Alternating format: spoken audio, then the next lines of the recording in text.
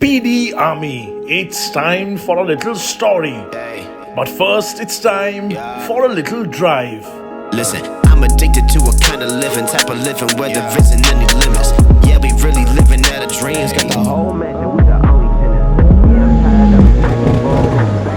tired of playing tennis, trying to turn all these pesos into quesos and it's Spanish. Now by now, I'm hoping you guys know what I sort of drive on a more normal day-to-day level. I have old cars, of course, and I have cars with 3-cylinder engines, 4-cylinder engines, I have a 6-cylinder engine, and I have a V8. There are two things all my cars have in common. All of them are powered by petrol, and all of them are naturally aspirated, which means I am missing something in my life. Turbos. Everything is new, everything I do.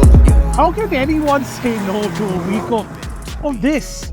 I mean, the 45 engine is probably one of the greatest engines ever made. I mean, this is what happens when a snooty performance brand gets hot, fresh, young blood in their leadership.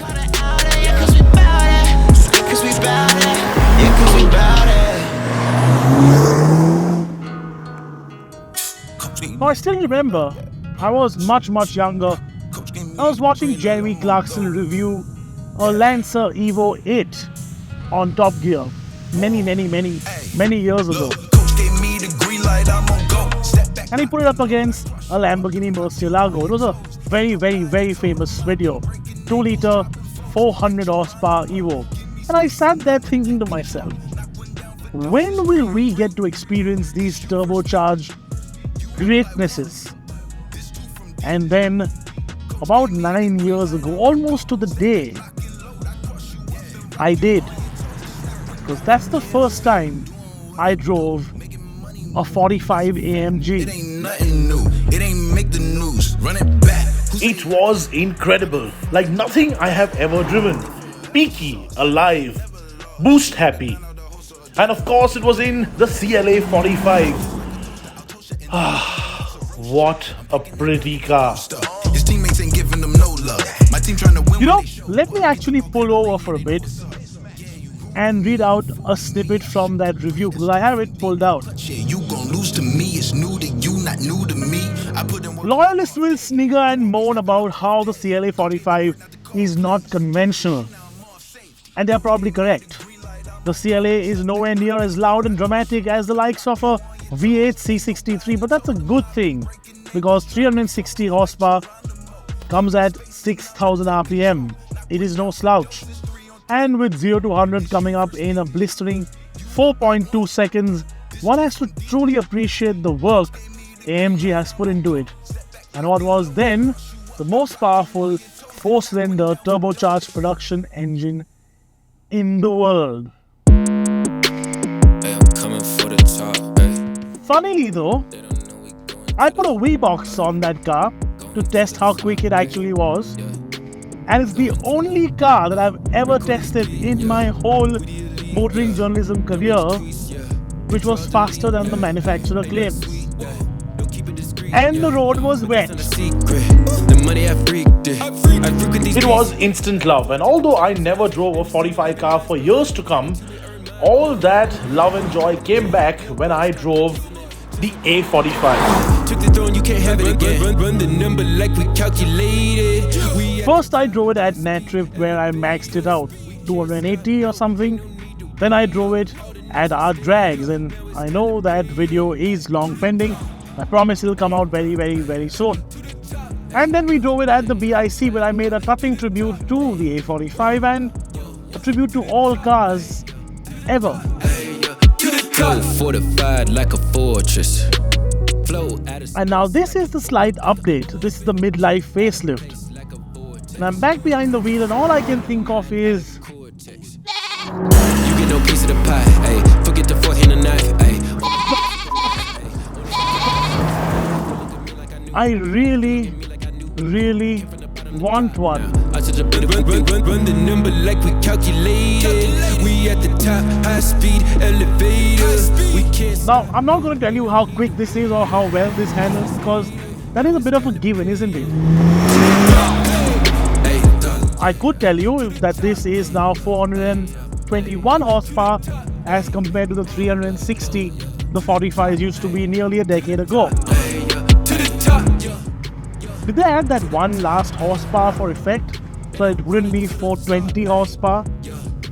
I wonder.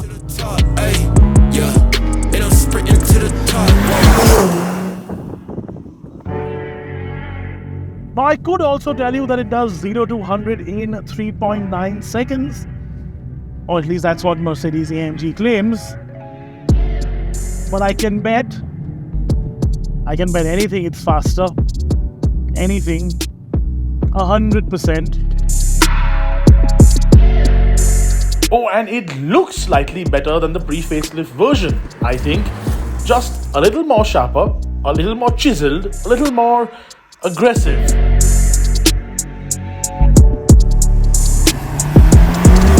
You know, I often get asked a very simple question by some of my friends.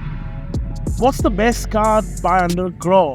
And there can be two answers to that. One can be the best daily driver, and honestly the answer to that is something like a BMW 340i. But if you don't want a daily driver, if you want something that's more, say, interesting, but still something that's a little under the radar, I mean, if you don't buy one of these, you're wrong, my friend. Because this is the answer. This is the best, at least in my books, car under a crore.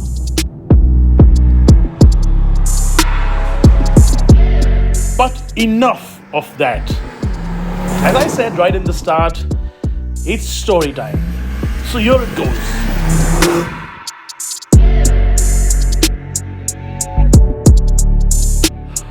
Okay, it's 2015. I used to work at Zig Wheels, and Zig Wheels has just been bought over by the Girnar Group. Girnar Group, of course, is now what owns PowerDrift and Zig Wheels and Car Dekho, etc. The first meeting we had with them, they said, guys, do you think we can make videos as good as PowerDrift does? Now, we had, of course, taken notice of PowerDrift because a small, young, fledgling YouTube channel making world-class videos, that's something we all took notice. And they used to make videos here, on this road. This, of course, is Lavasa, a road that I've driven on many times. A road that I discovered in 2008. The funny thing is, we all wanted to make videos like PowerDrift, but I haven't come on this road since I joined PowerDrift. So I guess this, with a car like this, is a bit of a full circle moment, isn't it? Now that I have ranted my little rant and story, let the pilgrimage continue. Let's drive a little bit more.